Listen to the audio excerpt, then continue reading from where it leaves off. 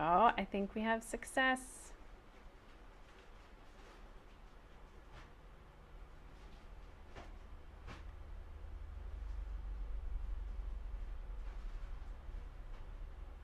So you guys just get to stare at me for a second. Hi, everybody. Hi, Helen from Iowa. Elizabeth. Hi, Elizabeth. Hi, Carol. Hi, Wendy. Let's see. So it says it's streaming on YouTube.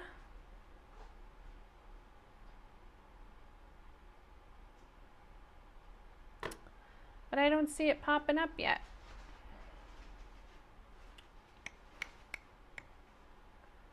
Refresh.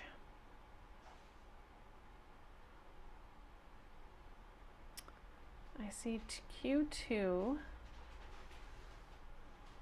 live. Oh, here we go. Looks like we're live. Okay, I see me on YouTube now. And I see one watching. Okay, I think we're good.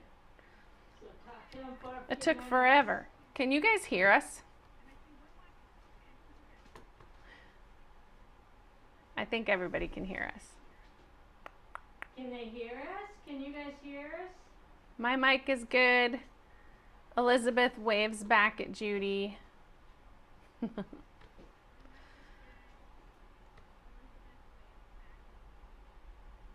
Yes, Lisa says we can hear you. Good. And we have confirmation on YouTube that they can hear us. So, all right, I can see everybody's chats. So that's good. So everyone can ask me questions. All right, and what are you doing, Mom? What am I doing? Fixing my cord so I don't trip over it. Oh. Hi, everybody. Okay. Let's see. I was wondering if there's a couple things I want to mention to you guys before we get started. One is we had a little like blip in last quarter's video for right at the end where you couldn't really see what Judy was doing. So she was going to pull a block out and just go over that again really quick with you. It was only like a minute or something. So we were going to do that today. And then also I wanted to mention that if you have been thinking about joining us for the box club but haven't yet, we will only have it open for about 2 more days. And then we're taking it down and we're getting ready to launch our 2026 box signups. So I can't believe it's already time for that. It's crazy. So if you are not part of the Quiltworx Box Club page on Facebook, you should go join that because I have started giving kind of a sneak peek on what those projects will look, and we'll put a lot of announcements out there. Just search for it in the search bar and request to join us, and I can add you to the group. And you'll see what's all up with the new box club program. So I'm hoping that it will be ready to turn on by sometime next week. I cannot give you a firm date because as soon as it's ready, we're going to turn it on. So, but it'll be on before the end of next week for sure. So I hope that's something that everybody is looking forward to joining us for. So with that, I'm going to turn it over to Judy and she can get started. Hi, everybody. All right, we're going to fix up I'm going to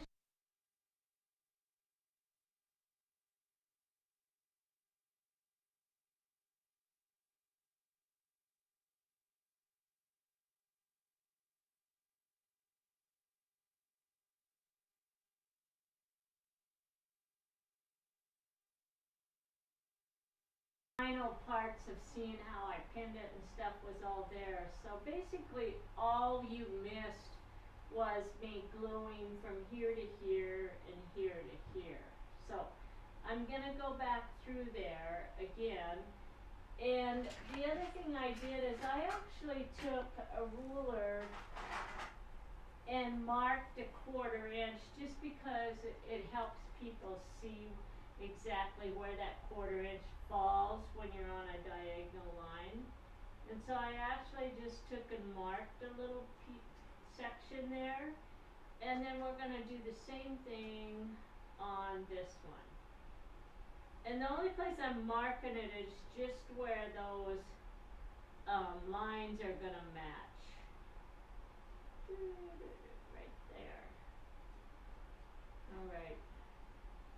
So, basically we have what we call an X seam here, where these two seams cross just like an intersection, and what we have to do is match that intersection.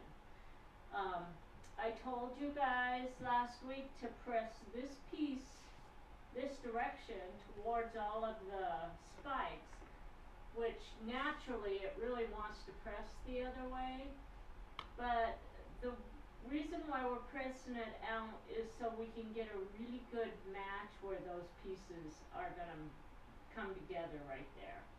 Alright? So then I'm going to take this, we're going to lay it over like this, we're going to grab a little pin, and I'm going to put that pin in and hit where, in the ditch, right where my line crosses this white seam here. So I have a pin right where the line crosses there. And then I'm going to match it up to this point where that line is. And so we're just going to take the pin, and now we basically have those set the way they're supposed to match at this point. And I'm just going to pin it. Then we took some glue, or fabric glue pin, and we're going to do a couple things. One is we're going to fold this piece back, this big dog ear right here on this piece, and get rid of that rather than sew it in. And then the other place we're going to clean up is right here at the top. So we're going to fold this piece back at the top because there's just a lot of bulk there, and if we can get some of that bulk out of the seam allowance, and so I just fold that back and basically trim that, and what that does is it cleans up and leaves quite a bit of space in there. The other thing I want to do is I'm going to take my little scissors, my curved scissors, and I'm just going to clean this off just a little bit and back that out. Now we're going to get rid of those pieces. Okay, so we have our point that's nice and clean. The other place that we cleaned off the point was right in here. We kind of folded this piece back a little bit and made sure that we didn't have a bunch of bulk right in that spot. Alright, so we've got the edges pretty well cleaned up. We're going to take our glue pen and we're going to start right down here at the bottom, and then we're just going to touch, and we don't need to butter the edges, just put a little bit of glue along those edges, about every inch, and then we're going to just push the two fabrics together. Okay, now this is a cotton fabric, and so it may pop off by the time I get around to sewing it, because sometimes that glue doesn't stick really well.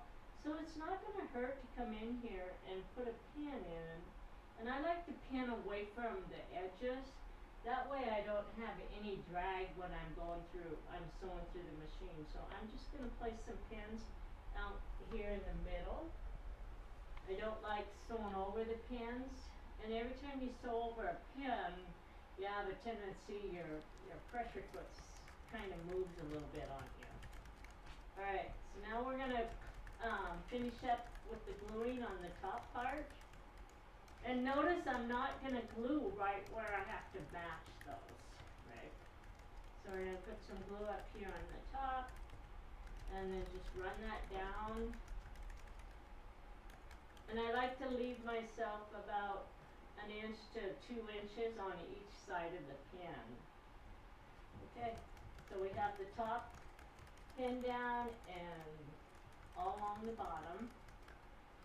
And then the next part that we went into was telling you how to mark that and showing you how to use our little awl that has this little curve here. And all of that part is good in that video. Alright, so you can go back to there. And basically what we were doing is where that pin is, we were using this. We flipped it over like that. We sewed up this side right here. Okay? And when we got down here where the pin is, I basically pulled the pin out and I just took the awl, and what it does is it goes down between and it hooks where the bottom seam and the top seam cross over, and so you know exactly where you have to hit that. And about 10 minutes ago I actually completed and did all the sewing on these, and every one of these pieces matched up perfectly. So if you guys have the boxes, you actually got one of these in one of the last boxes. Try it because it's a great tool, alright? So now we're going to actually just sew this seam really quick. I'm going to leave the pin in there for just a little bit, and we're going to start sewing. Hold on just a second. Okay, go ahead. Okay, I'm on the other camera. Yeah.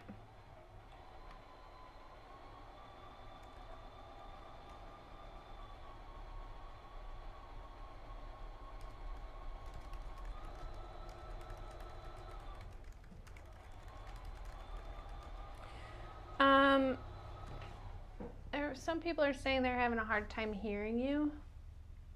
So you might want to Can you hear me if I talk louder? move it closer and see if that helps. Elise said the volume is really low. Oh, maybe. Well, Is there a volume on this thing? no, there's no volume on it, but Okay, well, I'll let you guys see if hold you on. can work on the volume.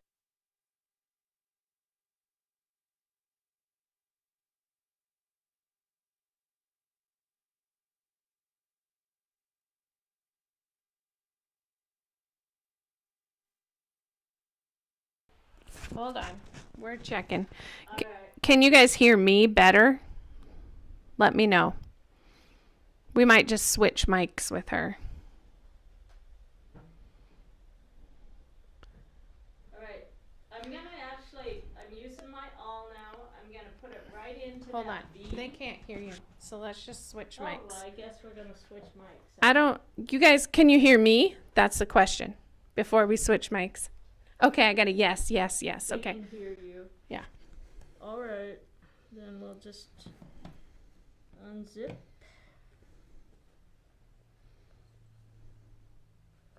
Take this out. It's because you didn't turn your mic on. Here, you use this one. Well, I tried to turn it on. I must have turned it off. Can you guys hear me now? Okay, can... Well, why didn't you guys just tell me, Judy, your mic's not on? Well, they are trying to tell us. All right. All right, her mic must have gotten flipped off in her pocket. So Yeah. Can you put it in your coat pocket maybe? Oh, I just shut it off again. Maybe that's what my problem is. Make sure the light's on. That's what we're doing.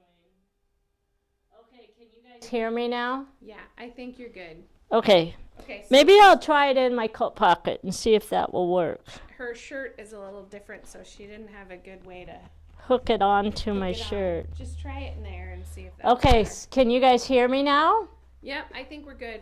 Okay. Okay, so my question then is, do we need to repeat those steps that we were trying to fix from the last video? Let us know. Did you guys understand it and hear it? I mean, I know you could see I can it go this back time. through it really Okay. quick, even though I've sewn it. It doesn't matter. Here. Okay, we're just going to go We're just gonna through go it back once more through time it. to make sure you guys get it. All right, so we're going to start over. All right. Hello, everybody, now that my mic is on. All right, so in the last video, you guys couldn't see what I was doing right down in here, okay? So basically, all we missed in that video was how I glued these edges together. And first of all, I took a pen or a ruler and I marked 1/4 of an inch on this piece and the piece underneath there, all right, that I have sewn now, all right. And then after I did that, I took a little pin and we actually put it right into those where the line crosses over the diagonal seam on both pieces. And what that does is that basically set my X seam so it's right, perfect right there. Then I came down and I added glue down in this area right here. And I glued from here to about 1 inch below where my pen is. Got that all set in place using my fabric glue. And then we came up here and we glued from here to here about 1 inch to 1.5 inches away from the pin. So that allows me to be able to still fold this back and make sure after I've glued it to make sure that it's still going to match. And we showed you in the last video, there is actually, you can see how I made everything match up with that little line there, okay? And I can actually show them again. So can you guys, am I on? Yep. So see how this line, when you fold that back, you should have a straight line from this piece to this piece. All right? Yep. So then I started sewing. I flipped it over so that the big piece was on the bottom. No, I didn't. I flipped it over so that this piece was on the bottom. And then what we were going to do is show you how to use the awl, which is right here. And what I was trying to explain is when you come up here and you use that awl, it will come in and hit this seam that's going this way. And then it hits the bottom seam on the piece underneath it that's going the other diagonal way. So when I come in here, and when it hits where those two seams cross, it stops. And now I know exactly where I have to hit that point when I sew over that with my machine. So I've already started sewing here, and I'm right to this point before we realized I didn't have a mic. So I'm going to pick up and we're going to continue sewing this, all right? So we're going to set it over at my sewing machine.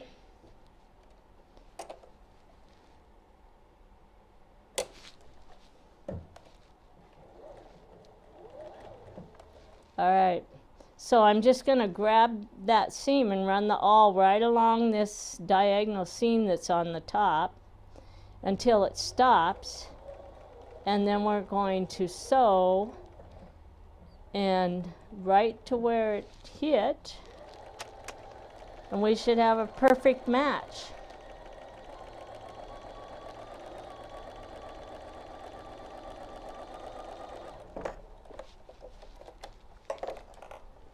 So we're going to pull all these pins out that I pinned. Come over to the center more. All right, now we're going to open this up, and I have a perfect match, and it comes right up like that.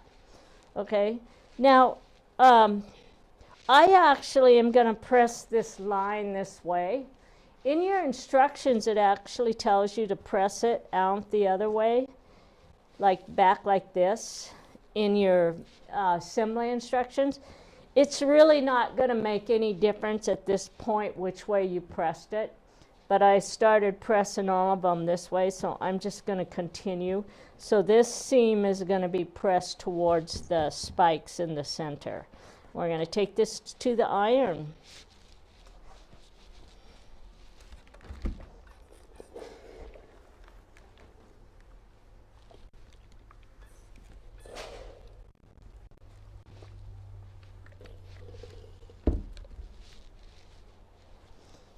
And I have a perfect match. Do you want me to put it, I'm going to put it on this other little camera so it's nice and close. Can you see it? Yep. All right. So that's what you guys want to try to use. Use that all and see if you can make that happen. So this piece is going to go on the wall right here. Let's grab a couple pins.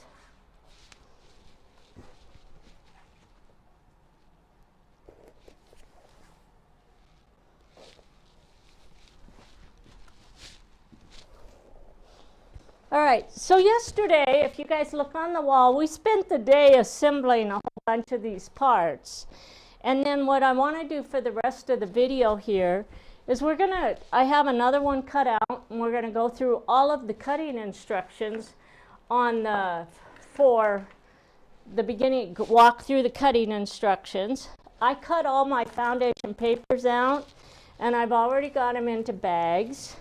But I do want to show you that to keep myself straight, I basically went through and put all of my fabric swatches on there, because if you do one of these with fabric swatches and then you take those 4 pieces and put them aside and flip them over and you come back to do the other, you're going to make all of the others backwards.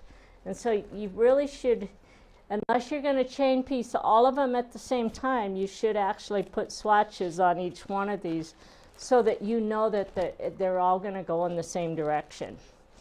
All of the pieces, when we start our paper piecing, are actually going to start, this is my line 1, so I'm starting with my light blue, line 1 on this one as well, okay?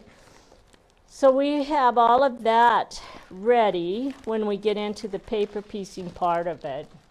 And then I also am going to go through and we're going to work on the paper piecing. We're going to do 2 units, and we probably won't finish those 2 units. And then we're going to show you how to do the veins, and then we're going to go through the construction of the block, okay? So we're going to have a busy 3 hours, and hopefully I don't skip anything. So to start with, in this group, you should have 3 bags. Your bag F1 is going to have units F1 and F4, and bag F2 is going to have units F2 and F3. And then bag 3, you're going to put all of your template pieces. You have some T-templates in there for the outside pieces. So these are our T-templates right here. And then there's some little T-templates up here as well. And you're going to have those in that bag. We also have, in all of this, we have our veins. And you're going to put the veins in with the foundation papers that you're going to be working with on, okay? I did not put all my color swatches on here because I'm working with 2 different quilts, and I figured it out without them. So anyway, just a reminder that when you look at your fabric layout, it's actually matching the foundation papers right here. And then when you get back to the back and you start to assemble, that's going to match the front of your quilt, because it's going to flip everything. So don't try to pair up all of your colors from the back side. You need to make sure you're using the layout that's on the top of page 2 of your instructions, okay? So let's go ahead and we're going to start with the cutting. And I have a bag around here that has a whole bunch of templates in it. So let's look at our template bag. Also, just as a reminder, she's not making the quilt that's on the back wall in colors. She's also working on the other one that has some Tim Holtz fabrics in it. Yeah, the last class we were working on the other quilt, and so I keep switching back on them. So on this one, you should have a template layout sheet number 1, a template layout sheet number 2, template layout sheet number 3, and template layout sheet number 4. So you're going to have 4 template layout sheets for number 4, and you're going to have 6 template layout sheets for number 6, because we're working with 6 colors, all right? And then our templates right here, these are the T templates, and we can just set them aside until we get to them. All right, so we've got everything we need here. So we're going to start with the first set of instructions, and it tells us to cut 2 10-inch by 42-inch strips, and this is my fabric F1. And remember, always open everything up. We were doing classes this weekend, and the students that forgot to open up their fabrics cut a lot of their pieces out backwards, because when you leave your fabrics folded wrong sides together, if you're working with a directional template, you're going to end up with opposing pieces, all right? So you want to make sure that you get them opened up. And then we're going to grab this little starch pin, and I'm going to get rid of, that's my acorn starch pin. And then I'm going to open it up, and we're going to get rid of that seam as well. There we go. That just flattens it out, and I don't have to go iron it. So, okay, and then this one tells me that I want to put T templates on it. So we're going to take our T templates, and it's T template F1 and F2, and they are directional, so we have to put them on, follow your instructions. So the first half of them, they have F2 is going to go here. All right, so I'm going to put my repositionable glue. And again, I want to remind you guys that when you're using repositionable glue, you put it on the paper. Don't butter your fabric and then put the paper on it, because the glue doesn't come off the fabric until you wash it. And it's really a mess to work with. If you put it on the back of the paper, when you remove the paper, none of the glue really sticks to the fabric too much. So pay attention to that, because that can really make a mess with your machine if you try to put the glue on the fabric. So there's my first piece, and what I have to do is come in here, and we're going to just kind of do a rough cut around it. And I'm going to give myself just a little bit of room, and then we're going to pick this piece up, and we're going to place it right like that, okay?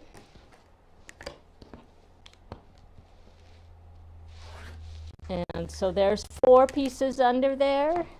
And then the next thing it tells me to do is to put the other one on here, F1, and we're going to place it this way. And again, I'm going to leave just a little bit of room for me. And I'm only giving myself about 1/8 of an inch outside the template piece. And then we're going to rotate that one.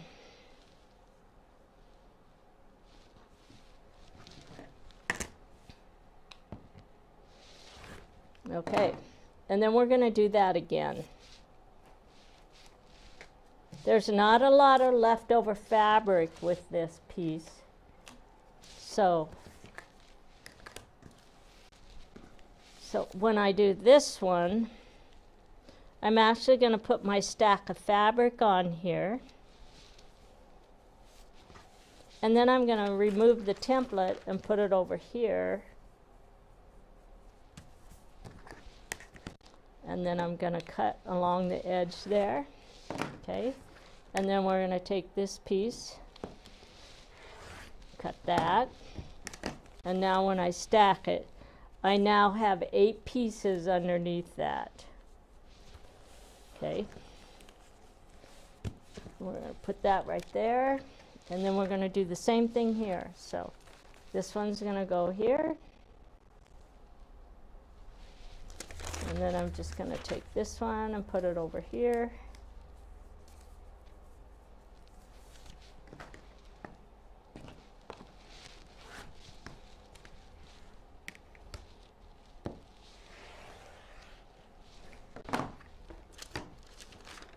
Take this piece, slide it there.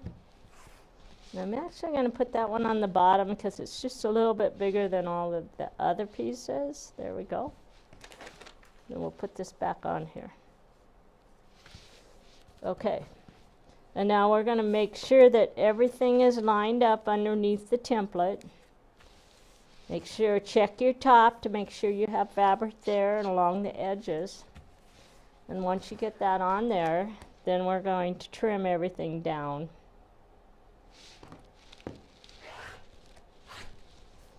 Okay. And then we're going to trim the other straight side. And now we're going to grab one of our curved rulers, which I have one right here. And if you have the 12-inch wave ruler, it almost fits perfectly along this top edge on this piece. I only had to adjust it about not even a 1/16 of an inch. All right. Now I have this all cut perfectly. I have a TRP line there, so I'm just going to go over to the machine right now, and we're going to sew through all 8 layers of that. Now we don't want a really tight stitch. We're going to increase the stitch length to about 2.5 before I do that.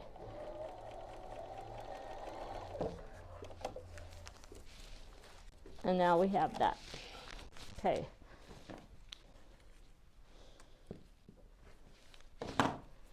So then the next thing I want to show you while we're working on this, there's my pen this is pencil. To mark these, I'm just going to show you really quickly. I can actually fold back my paper and I can mark right along that edge. And this is the lead in here is a erasable pencil mark, and I can just keep folding that back. We gave them, that was the Yeah, you guys should gift have in the box this time was a pen. one of those white chalky. Yeah. Yeah, those ones you always use. And they come with either the lead or the chalk. But anyway, that's the way I mark those. All right. So now I don't have to worry about marking them again. So that piece is ready. And then we're going to do that with this piece right here.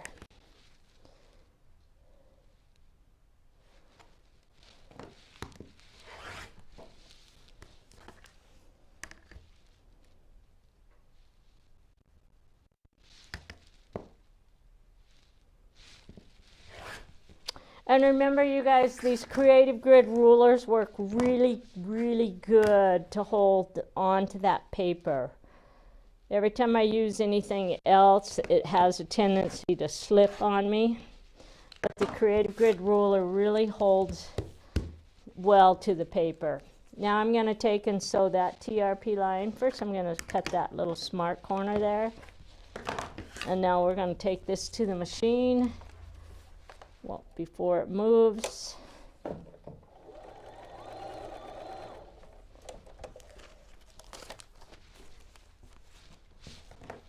And again, we're going to get rid of our threads.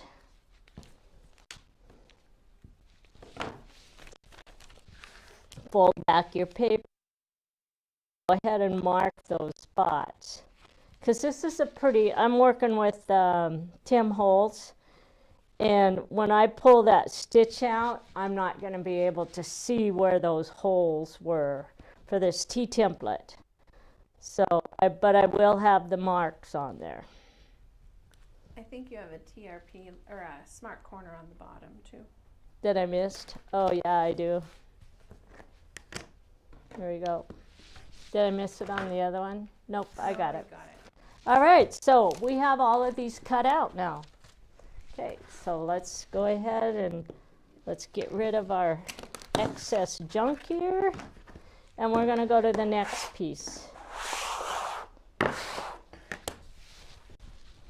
Okay, so my next piece here, I actually have two pieces. And this is fabric F2. And right underneath fabric, in your instructions, it tells you if you pre-cut your fabric strips using the Quiltster app, you will need to subcut each 25-inch strip into two 8.5-inch strips and one 8-inch strip, okay? So when we're done, we're going to end up with four 8.5-inch strips, and we're going to end up with one 8-inch or two 8-inch strips. So we do that in Quiltster because all of those background pieces have to be cut from the same fabric.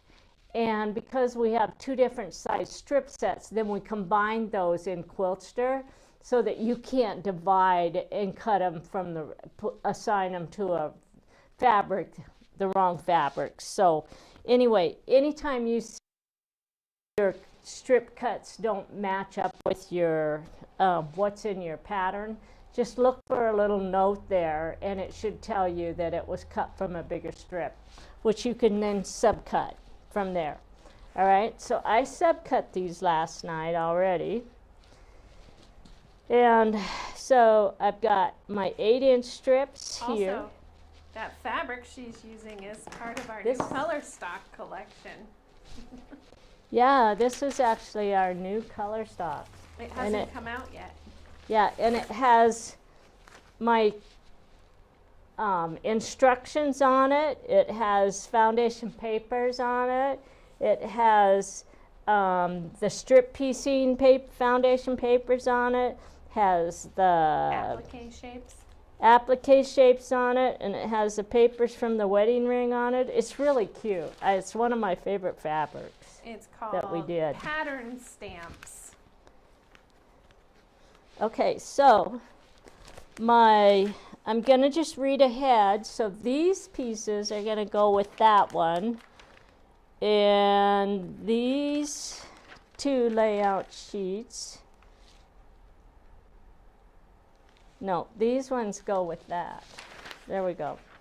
Template layout sheet number 2, and then template layout sheet number 3 goes with this one. All right. So we're going to very quickly open up our fabrics.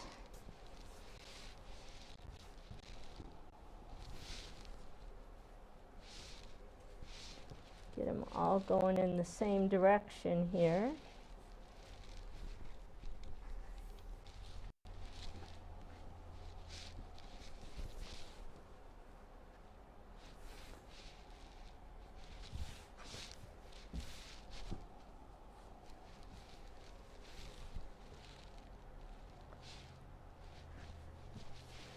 All right, so get rid of all of those little labels there.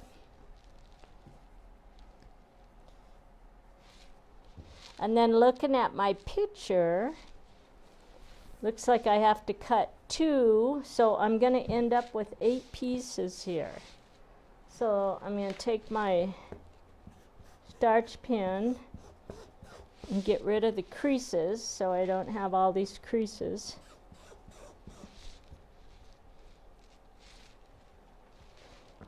This is my favorite use for my starch pen.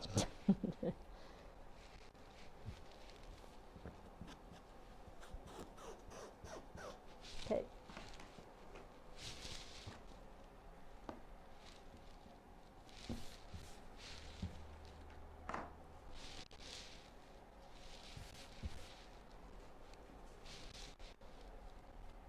Now it lays down really nice. So we're going to put repositional glue. Then we're going to lay it on here. We're going to grab, and we're going to cut right along the edge there. And then we're going to come over here, slice along that edge. And then we're going to stack the other 4 pieces underneath it. And that's going to give us 8 layers for our backgrounds. All right. And I think I'll save that little piece there. So if you look at the way these templates read, this is template layout sheet number 2.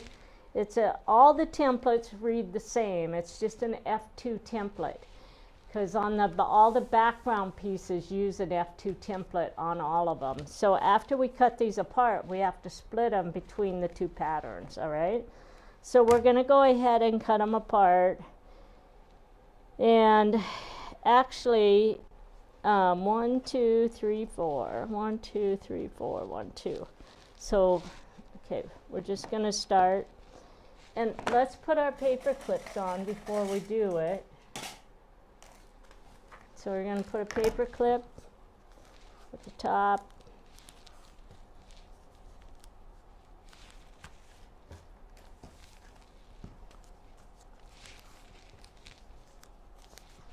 We're going to flip it over and get the other side.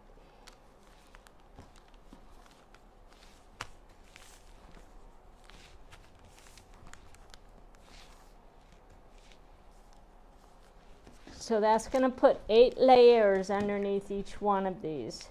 And then I'm going to use my add-a-quarter roller because I have the paper clips, and my add-a-quarter balances on my paper clips. So this cut line 2. And oh, I ran over a paper clip. That's going to be nice for the rest of what we do today.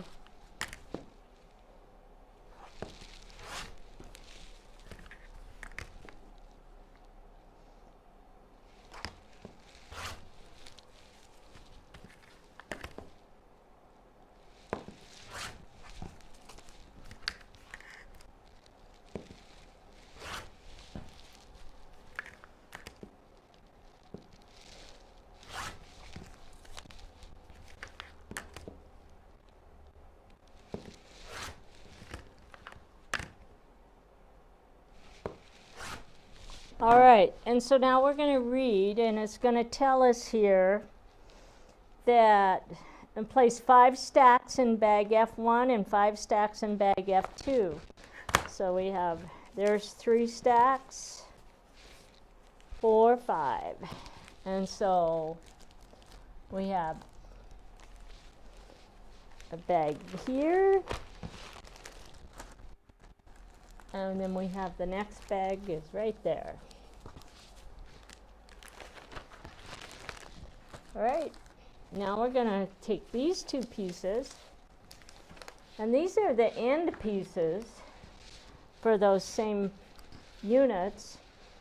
So I'm going to look to see, actually I have a lot of fabric left, so I'm just going to cut it right down the middle and then restack it. So let's just go like this.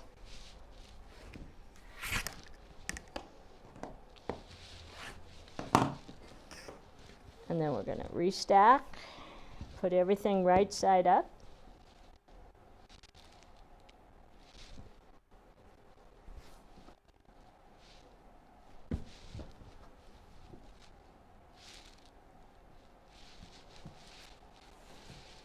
And then we want to cut, basically, this will give us 4 layers under my layout sheet.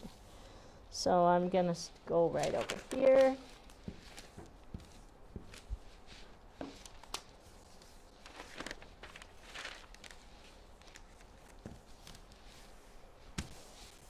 And we're going to have to move it a little bit further from the salvage.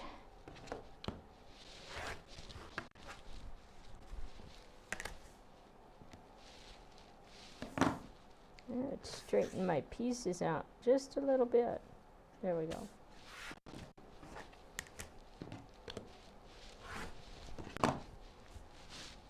Okay, so now we're going to find cut line 1, which is cut line 1. And this is for unit F3. This one is cut line 2. And this one is for unit F1. This one is cut line 3. And this is unit F4.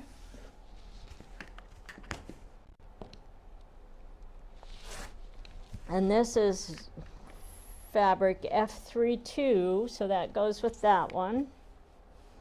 And then we're going to,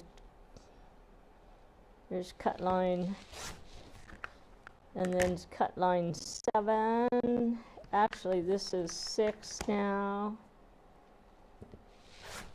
So this one says it's for F2. And this one says it's F42, so that's the second piece there. And this one says it's for F12, that goes there. And this one says it's F21. So we're going to just take these and clip these. I'm going to put one paper clip on each pile. And then I'm going to clip it together, since that will go with one unit. So the advantage of putting the paper clips on before you cut is you don't have to put them on after you cut. So that one goes with F1.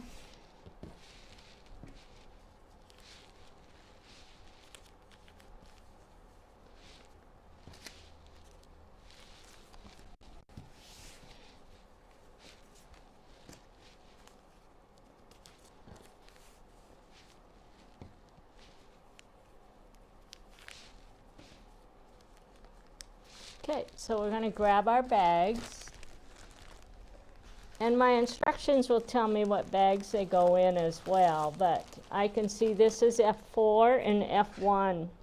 So this is F4, goes here, and then my F1 piece goes here. So now I have those in my bag, and then these pieces are going to go into this bag. So that takes care of the backgrounds, right? Okay, so now we're going to do the, what's next?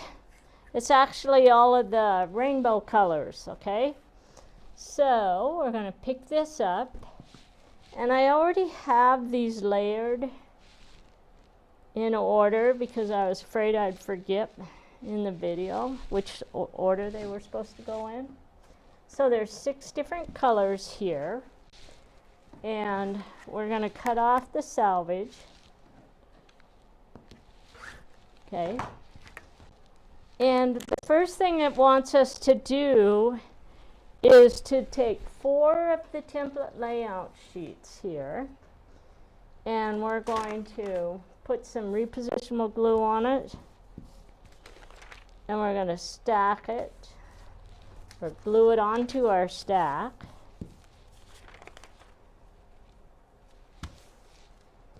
And you have 6 of these, but for this cutting, you're only going to cut 4 right now. And then we're going to sort our fabrics by color. So we're going to take this, right? So the first cut we're going to make is right here. And then we're going to cut this one. And then we're going to cut this one. And then we're going to cut this one. And then we're going to cut here. Okay.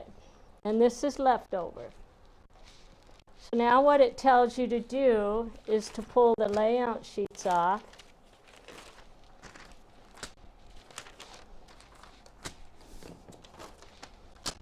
And you're going to sort, and you're going to put all of these together.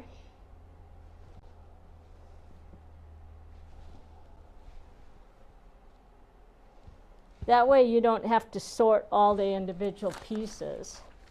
And then we're going to put this on there, like that.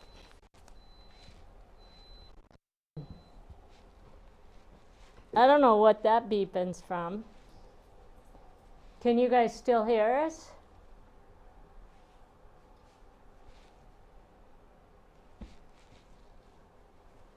Did they lose me?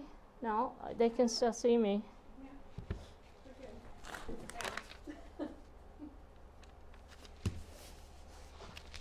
It might have been my iron beeping. Was it that? I don't know what would be.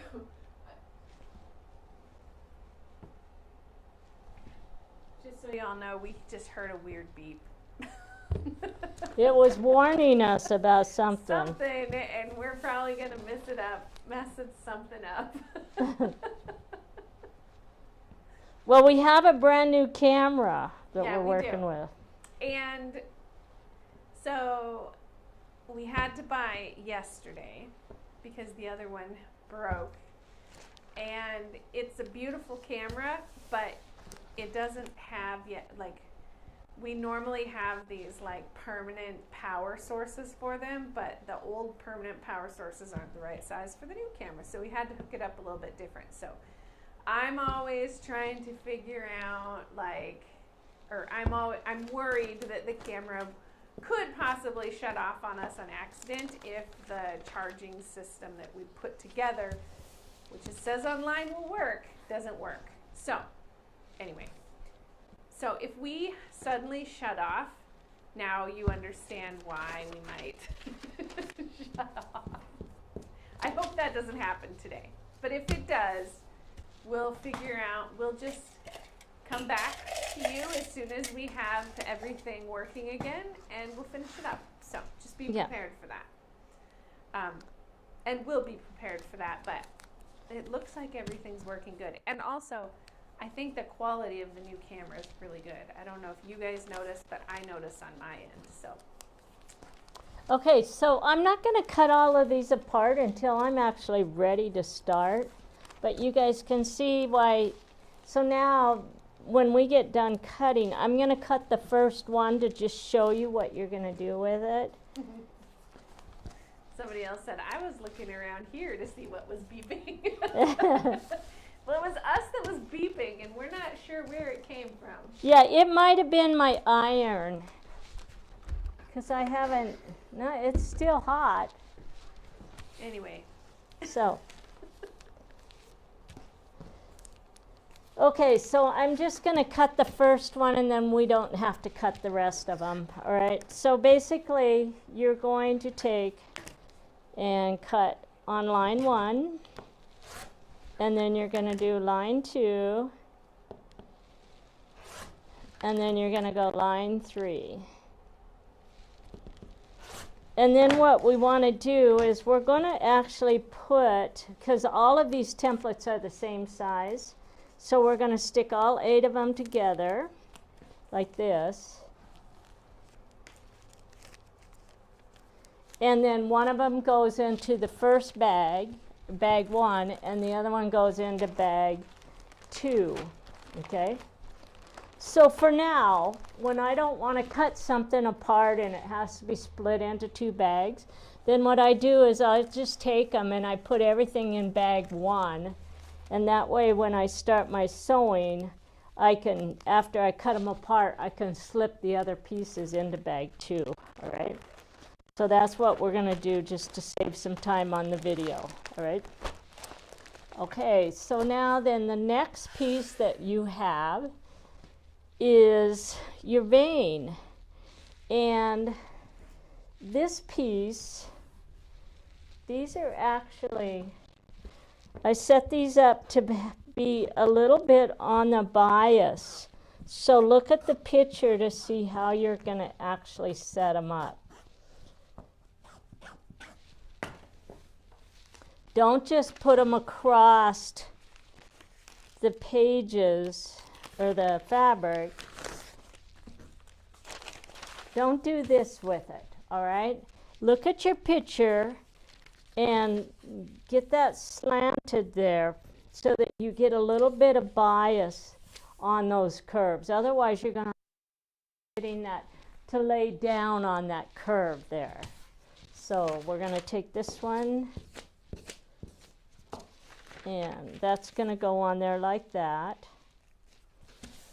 And then the next one is going to come in here like this. Do you see what I'm doing there? And then when we get these done, we're going to sew our TRP lines. And I'm only going to demo one of them there for you. But I am going to get them all glued on here.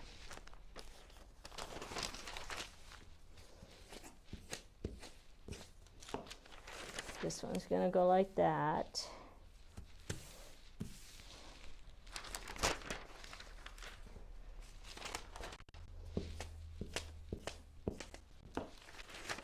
So when I'm wiping that glue on, I'm only putting just a little bit on, but I'm basically trying to keep it right in here where I know it's all going to be cut off, right?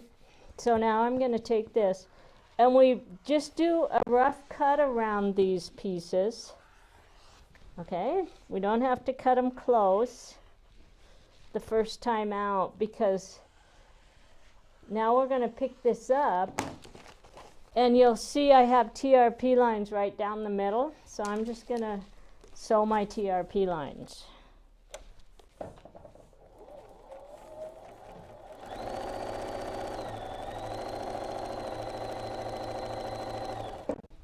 And I can just sew all the way through it like that. That's not going to make a difference, okay?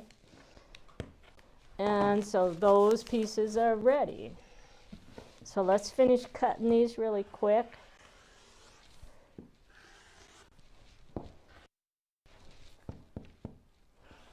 So when you read our instructions on this, it usually will tell you to do a rough cut on those pieces, and then you sew all the TRP lines. This is a little bit older pattern now. It might not tell you to do it the way I'm doing it, but all of our new patterns do. So what's a TRP line? A TRP line is a transition point in which we're going to use that TRP line to match up to the transition point that's on this one, and then you know exactly where that piece has to fit so that you don't sew it on and go to flip it over and it doesn't fit on both ends. When you get used to using TRP lines, you actually love them, because it really takes a lot of work out of trying to figure out where things start, where you have to sew pieces. So that's what a TRP line is. And then when you get all of your, as you start to assemble, you pull those threads out. We use a lot of TRP lines with our big quilts that have lots and lots of curves in them, especially our technique of the months. All right, so those are ready. And so what it's going to tell me is to put 2 of these in each bag.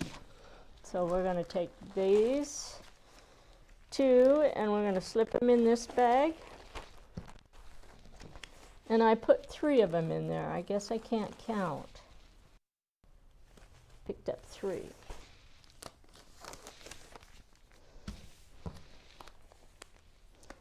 And if it was me doing this, I would just go sew the TRP lines if I wasn't on video, just to save myself time when I get ready to assemble. Right. So everything that I need to make these 2 pieces are in the bags now. So we can actually just take the bags and set them into our into a stack, and when we're ready to work on them, we just pull all the pieces out and we start. We will start with bag number 1 because we still have some cutting to do, and then we'll take those pieces and move them over here. All right, so that much of the cutting is done, and the rest of the cutting that we're going to do is actually, I'm just going to explain it to you. All right, so we have, it tells us here that you had 2 26-inch strips, and you're going to cut those into 2 13. So this is my background pieces. So if you look, it's all of these pieces up here, all right? And then we're going to take and we're going to open up the first one, and you're going to find the templates. And the first one says I want template F5. T-template F5 is going to go there. And then we're going to take T-template F6. And F6 is going to go here. Okay. Now notice these templates are going to go with the other one. So I'm going to have to come in here and press this line, and then I have to move this over far enough to where we're going to line that up at the top so that we don't run short. And once we get that there, the best thing to do is to find flower pins and pin that in there, okay? And then we're going to take the next one and get this right on there like that. After we get that done, then we can come in here and cut this, and we can pick up this whole piece. And I think I'll actually do that for you, all right? So let's just put a few pins in this. I don't have flower pins with me today. And then we're going to take this piece right here. We're going to move it in here from the edges just a little bit.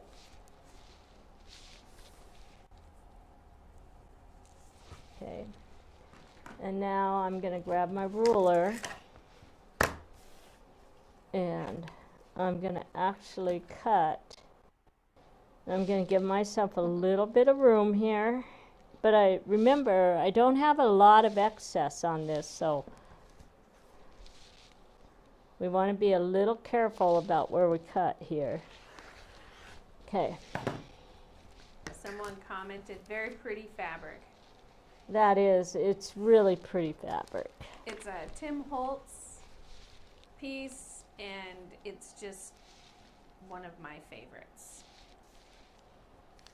All right, so that's the way we're going to set that up. And now after we get all of the layers on here, then we're going to take our pins. Scoot it over just a little bit towards the center. There you go. Make sure everything has fabric. Before you make that cut, just make sure that you have fabric under all those edges. And I do. And I have fabric down here under all the edges. Okay? So, and then I'm going to carefully cut this out. And when I get it cut out, I'm going to come back and I'm going to sew my TRP lines, which I have 1, 2, 3, 4, and 1, 2. Now, if you guys are making one of these quilts, but you're only making the wall quilt, you don't need the TRP lines out here. These TRP lines are designed to match up to the border, the queen border units. So anyway, if you're wondering why you're sewing them, if you're just doing a wall quilt, those are there so that they match up to the next quilt, the next border unit. All right, so I'm just going to fold this piece up like this, and we're going to move on to the paper piecing. And while she does that, here, I'm going to switch over and I'm going to show you what she's actually making. So this is the quilt that she's been working on, alternating with the one that's on the wall behind her, but this one was out of Tim Holtz. So if you've watched the other videos, you've seen some of these fabrics be used as well. And this is the finished quilt sample that we're making, just so you know what it looks like. Someone said our TRP lines basted in since you removed them later. Yes. Yeah, and I just sew all of mine at about a 2.5. Because if you use an actual basted stitch, when you go to remove the paper, they all come out and then you don't have them in there anymore. So just do a 2.5. They come out pretty easy with a 2.5. Just don't run the glue over them when you're gluing the raw edges. If you see a TRP line, just run the glue up to it and then skip it and then go across it. That way you don't end up gluing the threads into your fabric and seam allowance. And then they pull out really easy for you. Okay, so we're going to set this project aside right here, and we're going to start doing some paper piecing. So one thing too is, even though this is part of our box program, if you aren't part of our box program and you want to join it, you still can.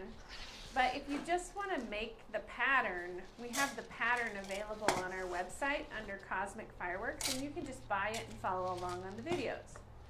And I don't have any kits listed right now, but that is on my list of things to do in the next week, is get some kits listed. That way, latecomers to this who still want to join on can buy some kits.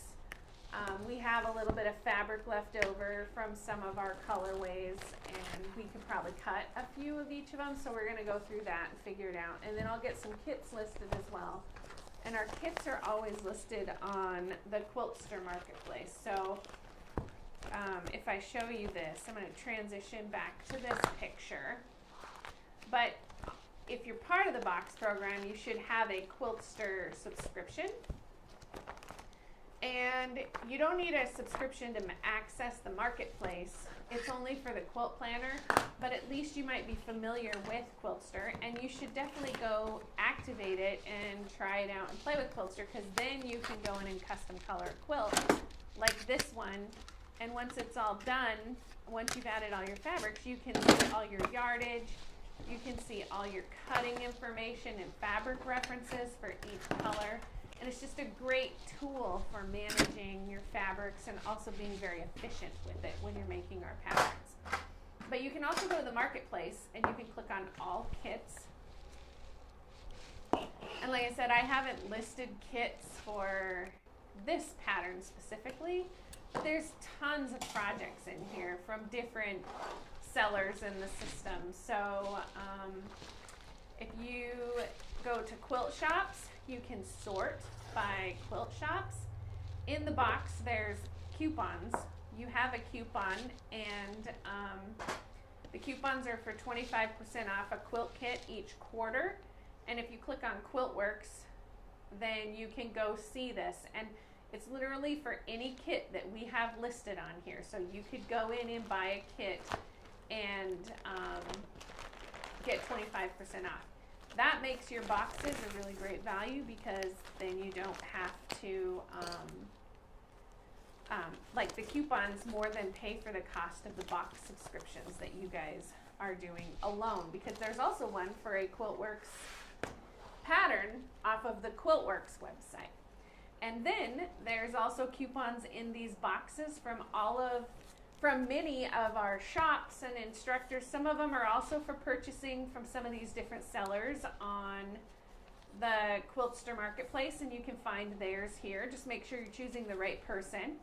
And some of them are for purchases right off of their websites. Some of them are for classes, so definitely look through there and make sure that you check those out. So let's see, switch back.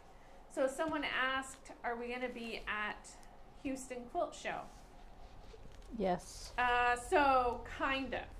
We're not going to be at Festival, but we are going to be at Quilt Market.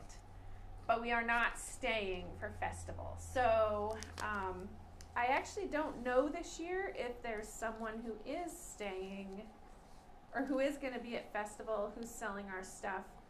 I will have to follow up. Sometimes Stitch in Heaven is there, and they might be there this year. Someone will have to jump in if there's anyone from Stitch in Heaven out there in the know, or we might know, but they may have some of our products at Festival if they're going to be there. I don't know enough on that, but I can maybe find out. Someone else said, is there somewhere that we can learn how to use Quiltster? Yes. So, on the Quiltster page, I'm going to go back to that really quick, Mom. That's fine. If you go to, hold on, I got to open the right window here. Where did I put it? I got to find it. Okay. So, at the top, there's a blog section. You can find tons of tutorials there Also, if you go into the quilt planner the first time you log in, there's all these getting started guides, and those are also tutorials. In addition, Quiltster has a YouTube channel, and they have even more videos on the YouTube channel. Quiltster's not just Quiltworx patterns. So if I go out here, for example, Woven Friendships is a design by, now I better look it up because I don't want to get it wrong. Let's see. Let's go, where do I find that?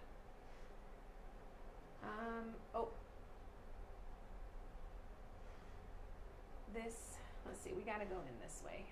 So she doesn't have her projects quite in the marketplace yet, but if we go to create a project, and then you can click on designers under create a project, you can see everybody who has project designs in Quiltster. So there's several designers. So My Bestie, I think it's My Bestie Quilt Company, and then Pammy Jane, Patrick Lowe's, Sandrasa. So then there's some that are Carrie Nichols, Margaret Willingham, just designs that have been put in by others over the years. So there's more than just Quiltworx patterns in here. Cuties has quite a few designs in it, but so there's demos on different designers and different things where you can go learn about it. I highly recommend checking out all of those tutorials. And then someone said, can you purchase the Tim Holtz version? Yes, purchase the Tim Holtz version. So we have to make one fabric sub. Yeah, we have to sub this one out. I can't switch to, let's see. Let's go back to it for a second. So there's one piece that Mom used in there, and then they discontinued it, but we have some options to replace it, and it will still look really, let's see. It'll still look really good. So anyway, that was something that I was looking at yesterday, was how do we, what are our replacement options for this? But this piece in the background here, they don't have anymore. So that's why she chose a different black here and a different black yet again here. So we may take that new color stock piece and use that as the background in this, in the star is what we're looking at. But yes, I do want to put together some samples. We'll have it in all of the sizes too, 68-inch and on up, but they probably won't be listed for a couple weeks. So, all right, let's get back to class. All right, you guys. I think we switched back? Yep, and I have everyone's questions answered, so okay. We're good to go. So I actually have two papers here. We're going to actually just go through and do 3 or 4 steps to the paper piecing, and then we're going to move up and work on and show you how I do the veins, and then we're going to go through the assembly process and some curved piecing. So, all right, I'm not going to finish all of these. We would be here for another hour trying to get them done. So we're just going to start. Notice that I have all of my fabrics in order over here. I put little swatches on here so I know where to start. I don't have to worry about forgetting where I'm at 6 months from now. So we're going to start with fabric number 1. Fabric number 1 is going to go right underneath that, so you're going to flip it right side up. All of the other fabrics are facing right side up, and they're going to stay right side up, and they all have a sew side. So when you stack them, notice that I have all the sew sides basically, and that's written on your pattern. All sew sides are that way, because if I give you the sew side, once you pick that fabric up, all you have to do is slide it underneath the foundation paper in position, so there's no flipping anything over. All right, so we're gonna, our Yoo-hoo stick, not Yoo-hoo, but our repositionable glue, we use it on the very first piece, okay? And only on the first piece. You do not glue every single paper or piece of fabric down. If you have a light table, you can flip this over and you can see exactly where it needs to go under section 1. If you don't have a light table, just hold it up to the light on your machine or to a window, and the same thing. You can see exactly where to put that fabric or the glue. And so I'm just going to glue both pieces, and then I'm going to take my fabric and I'm going to put the first fabric underneath it. Now, one of the things you need to realize when you're doing this is up here where this vein is, you don't have to cover that with your fabric. You only have to be to where that dashed line is, okay? So I'm going to show you a little trick. We can take a black marker. Actually, I'm going to use the other one because it's going to be a little bit darker and you guys can see it. I can take this black marker and I can actually just come up here and mark right along that basting line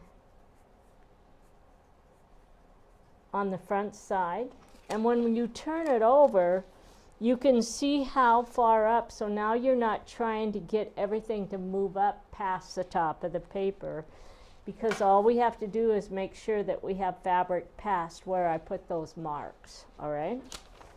So we're going to put the first piece on. Once I get the first piece on, then I'm going to just lay the other piece of fabric right on top of the first one, and then I already put glue on that, and then I'm going to match my papers. And so I just do a stacking process there. You get this first one set up, and then you just continue to stack them in order. All right? Now we're going to take this, we're going to flip it over. We're going to grab our fold template, place the fold template on line 1, the solid line. Okay? We're going to flip this back. So fold the paper back. Position the add a quarter ruler and trim a 1/4 inch seam allowance.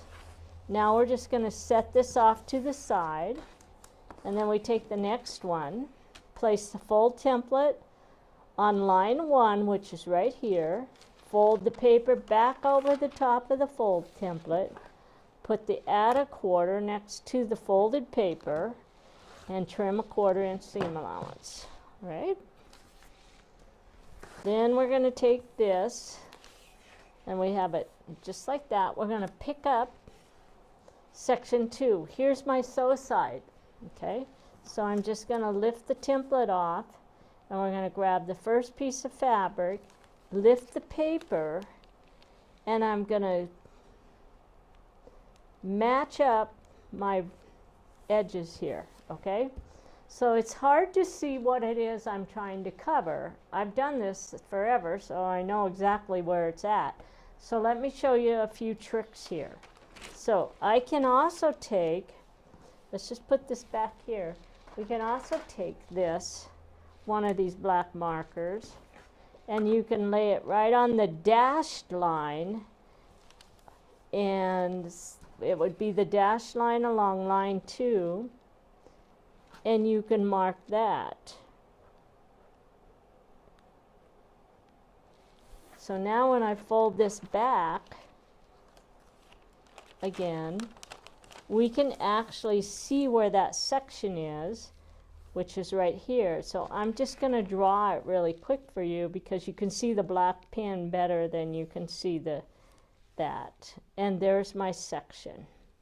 Okay? So now I have to make sure that fabric fits underneath that section there. So let's take this again. This is my sew side. We're going to pick it up, and we're going to match the sew side up with the trimmed 1/4 inch seam allowance. I'm going to put my finger right at the top of my line there, and we're going to make sure I have fabric underneath that point. Hold on. All right. We're streaming, but it looks like our front camera finally, the battery didn't last, so let me.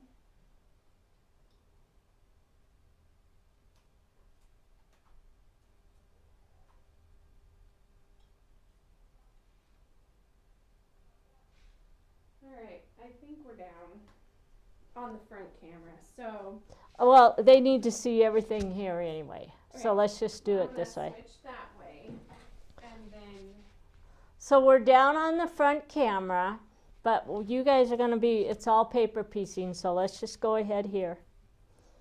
Okay, so I have fabric up here and I can see that I'm covering it down there. So once I get that on, then I'm going to take the next piece of fabric and we're going to lay it right here. Okay, and then we're going to place this just like the piece underneath it. So a lot of times you only have to mark the back side of one of them. All of our instructions tell you to mark the back side, and if you've done it before, then you're going to make the decision whether or not you want to mark the back side. So the next thing I'm going to grab is my fabric glue pin, and we're going to lift the seam right there along the edge of the paper, lift that fabric that's on top and put glue underneath there. And then we're going to do the next one. Okay. Now we're ready to go to the sewing machine. And we're done with our repositionable glue. So we're going to take it over to the machine. Judel's going to follow the cameras with us, and I'm going to actually take this and flip it this way, and then I'm going to move my stack so that when I start to sew, I just have to lift it in the same direction. And we're going to start on line 1. I start about probably a ½ an inch above where the solid line starts, okay? And we're just going to stitch. We want our stitch length to be running about 1.9 on this little machine, and that's going to vary just a little bit between all different machines. And now let's sew.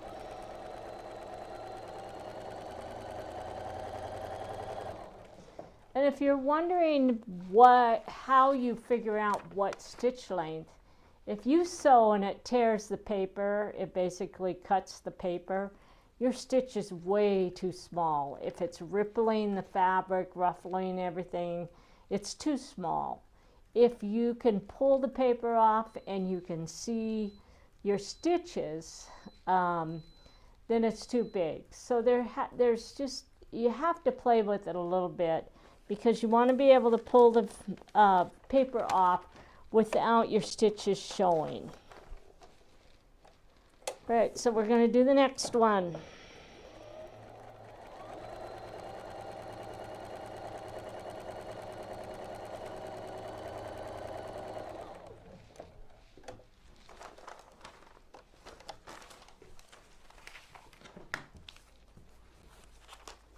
Okay, so now I have those two pieces sewn on. Let's take it to, I'm going to walk over to the iron.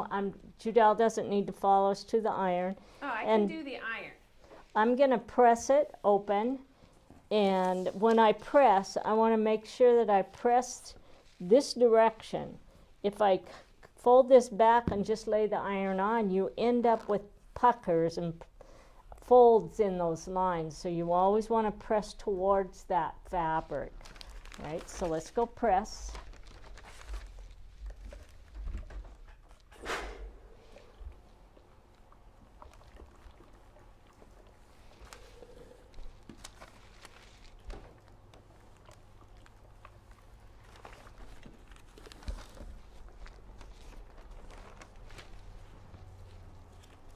Okay, so we have it pressed on the back. Now we're going to flip it over, and we're going to find line 2, and we're going to place the fold template right on line 2 here, okay? And I've already stitched right through here, and so when I bring this back, I have to bring the fabric with it, and then we're going to grab the top of the fabric right here, and we're just going to tear it until that fabric lays flat. Place the outer quarter ruler along the folded paper and trim a 1/4 inch seam allowance. Then we're going to set it off to the side, and we're going to repeat that. And place it on line 2. Put your hand underneath and grab the fabric with it. Fold the paper back. Grab it right up here and tear it until that fabric lays flat. And then you're going to trim a 1/4 inch seam allowance. So now we're ready to start adding the next piece of fabric. And I'm going to start with this one because this one has that line there. And All right, hold on just a second, Mom. okay, Someone says we aren't seeing any of this, and someone said you need to switch channels, but they're stuck on the machine. So I'm gonna try transitioning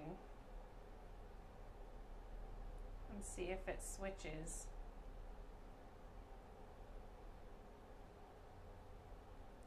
oh, I'm just switching cameras to see if they're switching.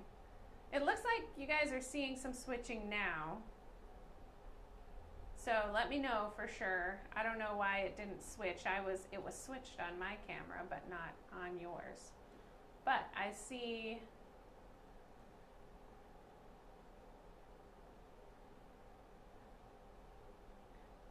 Okay, I got yes and yes and yes. and Okay. yes, and yes. I don't know why it froze on that other camera because there was no reason for it. So, all right. But that time it wasn't really my fault because I was following her around. I was like, oh, maybe it's something I'm doing, but I checked and everything was good. So I think move your hand. Oh yeah, we're good. All right. Okay. Okay, so she basically from the machine, she went over and she pressed that open, and I don't think they saw you press that open. All right. So you I can just explain pressed it. that open and I just ran the iron across it like that. And then we came back and then we put the add a 1/4 ruler on it and we trimmed. So you can see the pieces that I trimmed off there. Okay. We're going to do the next piece on there. So now we're ready to take this and we're going to add the next piece of fabric. And here's my line, so this fabric has to come up to where that dashed line is. So I'm going to put my finger right there. And then when I put it on, I have fabric on both sides right there. So guaranteed fit this way. All right, then we're going to take the next piece, we're going to place it on there. And then I can see where I need to be, and we're going to place that on there just like that. And see, I have fabric on both ends showing where I fold it back, because this is the top of my piece, this is the bottom of my point. Okay. Now, another way that you can actually see where that line fits is you can take this and open it up, and you can start right at the bottom. And you can poke a hole through your paper right at the bottom of your line, bring it all the way up here, poke a hole at the top. Now when I fold it, I can see where both of those holes are, right there, and I just have to make sure that my fabric sits underneath that. Okay, so there's the beginning and the end of what I need. We're going to take our glue pen.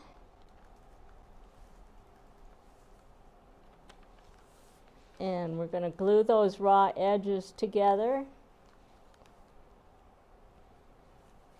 Right. And now we're going to take it to our machine and we're going to sew.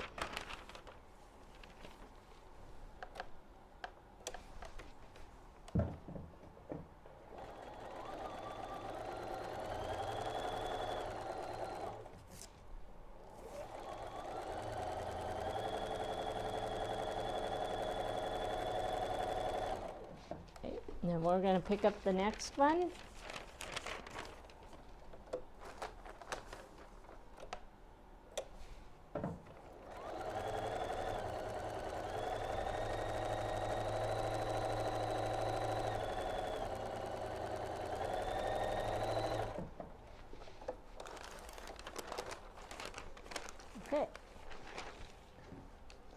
We're going to cut the threads. We're going to take these pieces over and we're going to press. Okay, so I'm just going to press them this direction, just like that. So let's go to the iron.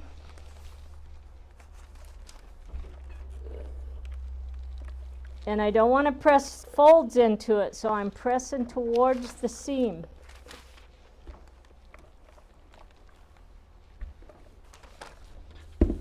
And I am using a steam iron, okay?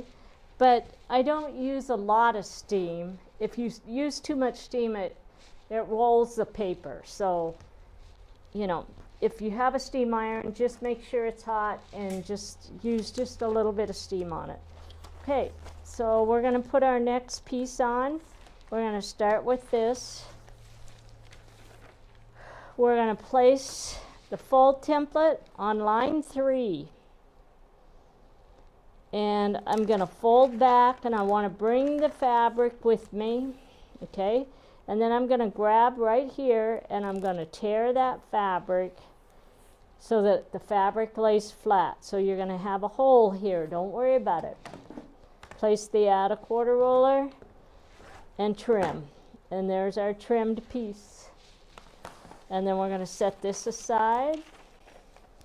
And then we take the next piece, place it on line 3, fold the paper and the fabric back, and then grab that and tear that loose right there where it's sewn to the paper. Place the add a quarter roller and trim. Okay? So now we're ready to get started, and we have our stack. So we're going to start with number 1, which I'm going to start with this one because it has that dashed line there. And we're going to take the next fabric piece, which is my blue. This is my sew side. I was showing you we can take and we can poke a hole at the top. And when the bottom comes all the way down to the paper, so as long as I'm off the paper, I'm good. So there's my tip of my point, and there's the bottom of the paper. We're just going to lay that on there. I have fabric past the tip, and if I fold this back, I have fabric past the bottom. Okay? So we're going to take the next piece, stack it on top here. And we'll go ahead and fold it back and poke that hole there. And then I have my tip, and there's the bottom. Then we're going to grab the glue, and we're going to fold back the fabric along the paper and put glue on that edge and glue the raw edges. And again, it doesn't take a lot of glue in there to hold that, right? And it's there so that the spiky points don't move as you're sewing, okay? I'm going to sew these 2 seams and then we're going to move on, I think. Do we have the front camera? No, but we can add we can add the sashing strip. Okay, right? yeah, we got to do that next. Okay. And then we can maybe add a template, and then it's charging right now, so Okay. I might be able to turn it back on. Okay. So we're going to start above the solid line on line 3.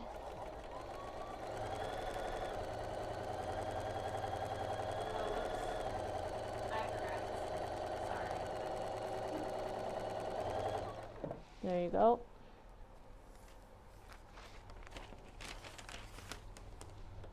And then we're going to do the next one.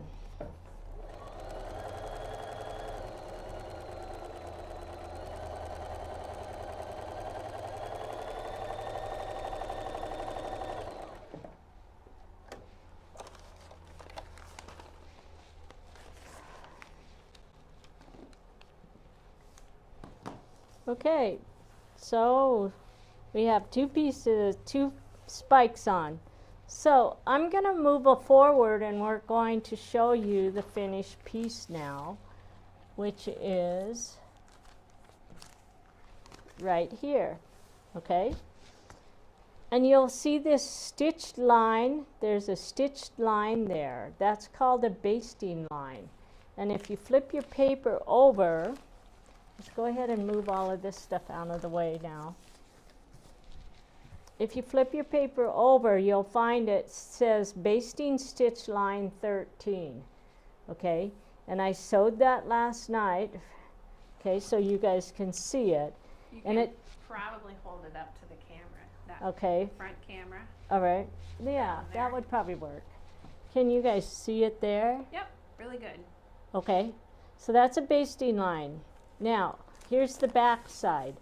And if you can read the paper, it says basting stitch line 13. Yep. You see Okay. it really good. It doesn't have to be a basting stitch. It can just be, it doesn't matter what it is because we're going to cut it off in the end. So it won't even be there. All right, you don't have to pick it out or anything. So now we're going to take these are our veins right here. I have my TRP line there. And then in this one, I'm actually supposed to sew a TRP line right in the middle. Okay, so I'm going to sew that really quick with my machine, and then I'll show you where it's at.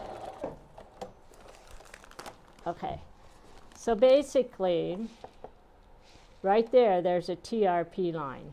Okay, what I do with that TRP line is I match the center of this piece up with it. So now we're going to grab our curved ruler and we're going to cut on cut line 2 on this one because I cut the first one off already. So I want to be right on cut line 2 when I do the cutting because that gives me the sew side for the next piece. All right. So we're going to just go ahead and we'll get the next one cut too. So on this one, this is cut line 3.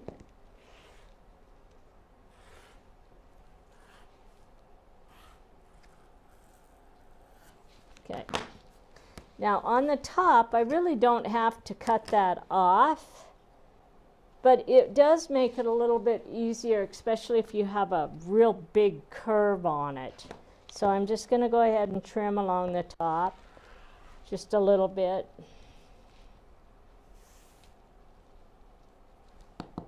But it doesn't have to be right on the line. Oops, we missed that. All right, so these two pieces we're going to set aside to finish up the last 2 paper pieced unit. So here's my TRP line right here. It matches up to the TRP line that's sewn there. I'm going to go ahead and cut that thread off. This is the front side of your fabric. If you are using a batik, you should come in with a pencil or your chalk pencil and mark an X, here we go, on the back like this, so that you don't get the front and the back mixed up. So this is the back side, the paper is your front side of your fabric. And then we're going to remove the TRP lines, they're the paper. And now all we have to do is just place that and match the TRP line. And we're going to put a little pin right there. Okay, then I'm going to lift this side of it. And I'm going to run my glue stick right along the inside of that basting line. So basically that glue's going to stay, that's in the seam allowance area. And then we just take this and we just glue the fabric right along the basting line. Just like that. Now we're going to fold this one off, back, and we're going to do this side.